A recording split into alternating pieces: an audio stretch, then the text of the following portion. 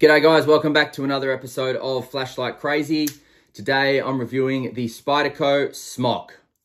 Let's check it out.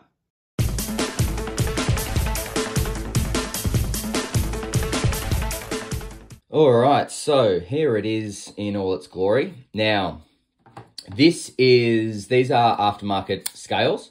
So these are the Jade scales that I put on this model myself. So what this model came with is these G10 scales with carbon fiber overlay, I believe, or carbon fiber underlay with G10 overlay. So they look really nice on this model, these scales. So I've got no problem with these scales at all. They're very, very tough, very strong. I just really like Jade. So it's also going to come with this little sticker. It's just like an advertisement sticker, and you will get your Spyderco manual, and it basically just talks a little bit about the origins of the Smock, how it came about, construction materials, things like that. So construction materials is a good one to have a read of if you're interested in, you know, just the way this knife was constructed and what it's made out of. So yeah, it's good to have a read of that type of stuff, I believe. It talks about your warranty, what it does cover, what it doesn't cover, things like that. But now with the box out of the way, I'll just put the scales there too. So this is the piece, right? And I actually really like this knife, and I'm not surprised as to why this knife is so popular, because one of the things that stands out to me, firstly, foremost, is how versatile this knife is in opening it. So this is one of the most fidget-friendly knives I have had the pleasure to use. So, okay, let's go over the different ways you can open it. So, firstly, you can thumb stud, like pull it down with it's not a thumb stud, but you can whip it down with your thumb from the flipper tab, right? But the positioning of the flipper tab is very, very special. It's not shooting out the spine here like a lot of other flipper tabs do. It's coming from the top, which just makes it so easy to flip. It really does. So you've got thumb, you've got pointer finger. I mean, you can get creative and use the third finger if you really want, although that's a bit awkward. Now, you can also flip it using the spider hole from the front with your thumb. You can back flip it with your back finger. You can even do the old spider drop, holding on to the hole and then flip it down. It's such a fun knife to play around with. It's one of my favorite knives, I think, just purely because of the different ways you can manipulate opening it and shutting it. It's just great. Now, talking about shutting it. So if we have a look here, so I know at first glance it looks like this is a button lock, right? Because why wouldn't it? You push the button and the knife closes. However, it's actually, if we can see here, it's actually a compression lock. So see there, that is the compression bar there. And look what happens when I push this button. It moves it out of the way, releasing the knife. So again, really clever design. Not as many, I guess, moving parts as a button lock. It's just that the button here, protruding through the scales, is actually connected to the bar that causes the compression lock. So again, very, very clever design, really clever. Now, this particular model is S30V, so really great steel for EDC. It holds an edge well.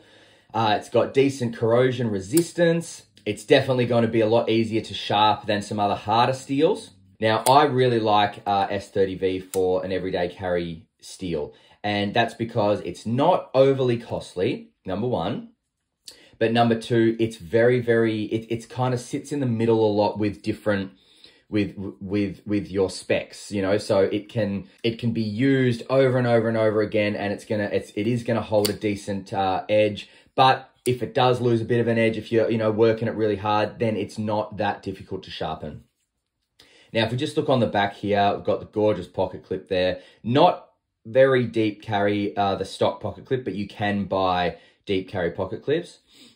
Enormous, let's get that. Yeah, enormous lanyard hole, which is cool to see. And also really nice that you can flip the pocket clip all the way around here, so you can left hand carry as well in the pocket. So it's not gonna, it's very ambidextrous, this knife, depending on, you know, how you want to carry it. But oh god, it's such a nice knife to play around with and use as well. It's very nice. So let's open it up. And okay, so using the knife, so check it out. I got, you know, decently sized hands. They're not enormous, but they're not small. Pointer finger fits through this little hole here, which is designed for that. Still got a bit of room at the end. Can really get a good grip on it. And this is something I wouldn't necessarily recommend, but there is a little indent here if you do want to really come up on it and work, you know, really carefully. However, just be careful because that bit here is very sharp, and that I just, you know, working like even just like this, yeah, this is very close to me. You know, the difference between me starting to bleed or not is not much. So just be careful if you do want to really come up on it. But again, holding it like this, not a problem at all. You know, beautiful blade. Look at the blade. Nice how it just falls down there into a nice point. Got a very long cutting edge. You know, you can really kind of get on things, cut straight. You can use the point to open things. A really nice knife. As I said earlier, I'm not surprised at why this is such a popular model. Really not. All right, let's do some size comparisons. So there's the smock there. Actually, I'll put it in the middle. There's the smock. So we've got the Benchmade Griptilian next to it. And we'll put the Benchmade Bug Out there. Okay, so obviously the grip is large.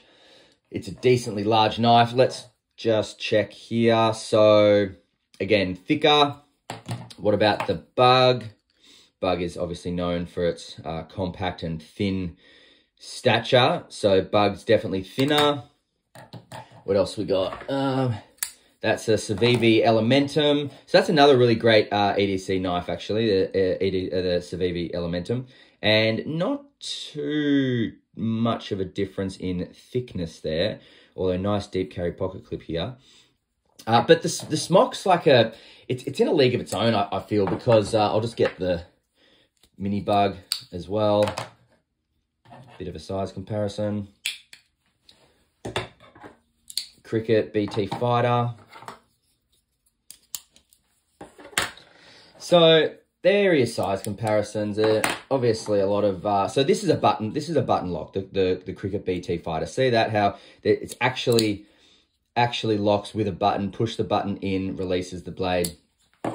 Different to the compression lock, which is just opened via a button that is connected to the actual frame bit, that the inner liner that locks it. But now it is, I do feel like, as I was saying before, I do feel like the smock is in a bit of a league of its own. Reason being, holds its own in its category of being a large knife, very flipper friendly, got an enormous cutting edge. In fact, let's check the weight first. So this is with the jade scales, and comes in at 104.78 grams. So again, you know, you can pop this in your pocket, and I don't want to say forget about it, but you can almost forget about it. Now let's do some measurements. So closed, this knife comes in at 115.1 or 0.10 millimeters. Thickness is 11.6 millimeters. But now if we have a look at the cutting edge, about 72.81 millimeters is the cutting edge. But then the actual blade from the end of the scales is roughly 88.96, 89 millimeters. But it's a large knife because opened up, I mean, what have we got? 89 millimeters. My My calipers won't do it. So we've got 89 mil plus 114. So we got more, it's over 200 millimeters in length when it's open. So that's over 20 centimeters. So that's large. It is a large knife. It's a very large knife. If you want a large knife, this is definitely something I would recommend looking at. You can basically buy them anywhere, although I think they might be, a lot of them are out of stock just because they're such a popular model. But if you're not a fan of a large knife, then this might not be the one for you.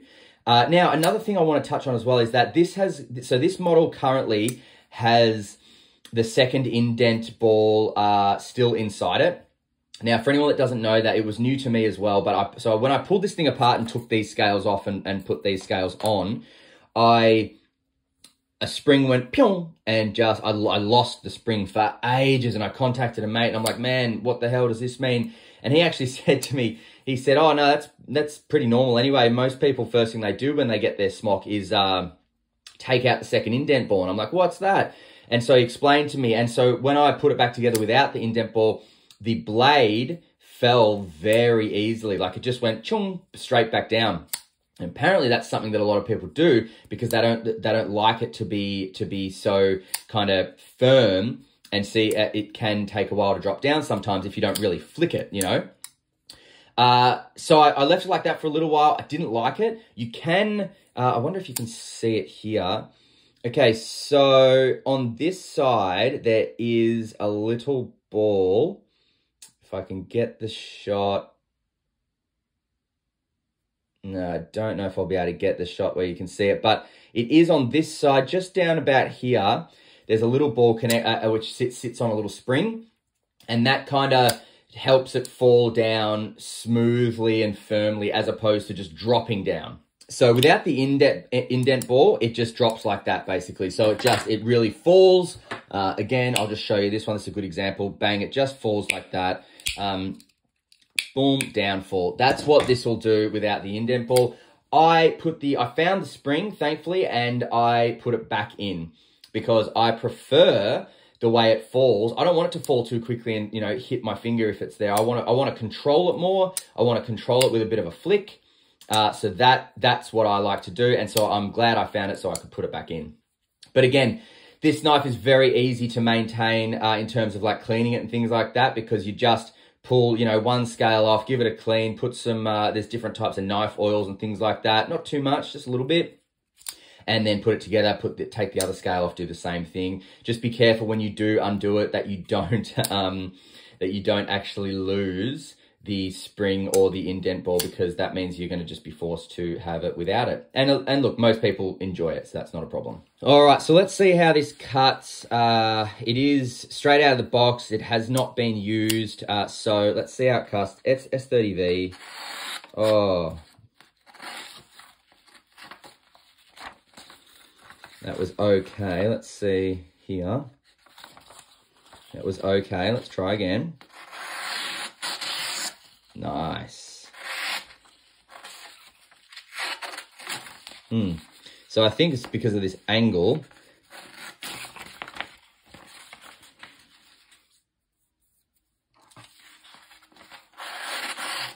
So when you get a good stride, it does cut really well, but this angle's not really. Now, I actually don't know if I'm going to keep doing that in my videos. It just feels very wasteful to just grab a piece of paper and just cut it and then throw it away.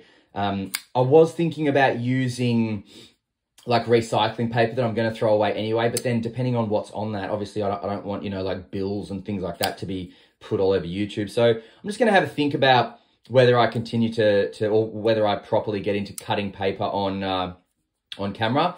You know, guys, the S30V, 20CV, D2, you know, there's all sorts of different steels. They're going to cut paper, okay? It's a knife. It's going to cut paper. So, you know, I might see if I can find some recycling paper that I'm happy to put on camera. Otherwise, I'm probably just going to get rid of that element of it, because it just feels so wasteful. This is only my second knife review, and it just feels very, very wasteful to to just be pulling a bit of paper out of the printer and just cutting it up and throwing it away. I just don't like it. All right, now, as I said, I don't think these are available in many places yet, purely because they are so popular that I believe they're all just out of stock everywhere. But I will try and chase down some Aussie retailers that sell these and then just link them, because I want to help promote some Aussie retailers. If you're overseas, then Smoc's made in, Spyderco's made in America. So if you're overseas, you are not going to be hard pressed to find one because they are made in the States, and, Australia is further away from anything else. So if you are abroad, just go to your, local authorized retailers, support them, go grab yourself a Smoc. All right, I think that's it for me today. Please remember, this is my second knife review, so if I've missed anything, got anything wrong, stuffed anything up, or if you've got any suggestions for me in terms of what you want me, how you want me to film my videos, then please write them in the comments. Otherwise, let's go to final thoughts and pocket shots. See you in a sec. Alrighty, well, final thoughts on the Spyderco Smoc. I love it. It's just such a great knife. It is really, really user-friendly, very, very fidget-friendly. Nice big knife. Not the deepest pocket carry with the stock pocket clip. In fact, let's do a bit of a pocket shot. So these are just your standard jeans, and there it is there. So very easy to pull out, manipulate, put back in. So, and it really does slide into your pocket well. It doesn't shoot out too much. It depends on, if you wanted a deep carry, then you can buy a deep carry pocket clip for these things. But has a really nice pocket presence. You can just feel it, but it's definitely not going to take over your pants or anything like that. So I'm really, really happy with the way this sits in the pocket. Look at that. Just beautiful. Now, depending on where you get this from, they do retail anywhere between like $300 and $400 really. So I'm going to try and find some Aussie retailers that stock these, and I will just link them in the description. If you're abroad, just go to your local retailers. They're made in USA, so if you're abroad and you live near the USA, then it shouldn't be too hard to get.